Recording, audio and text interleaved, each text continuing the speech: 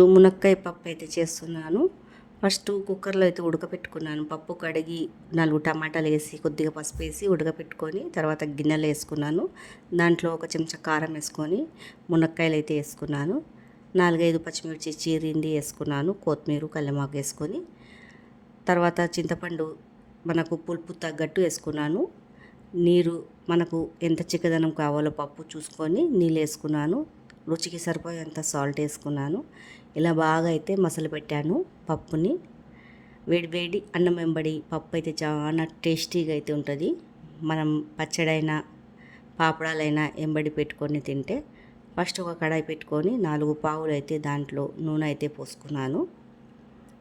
4 పావులు నూనె పోసేసుకున్నాక అప్పడాలు దీంట్లోనూ ఏంచి అయితే తీసేసుకున్నాను.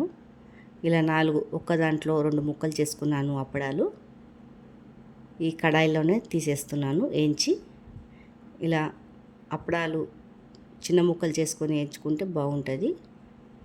తర్వాత దాంట్లోనే తాలింపు అయితే పెట్టేస్తున్నాను. కొద్దిగా జీలకర్ర ఆవాలు అయితే వేసుకున్నాను.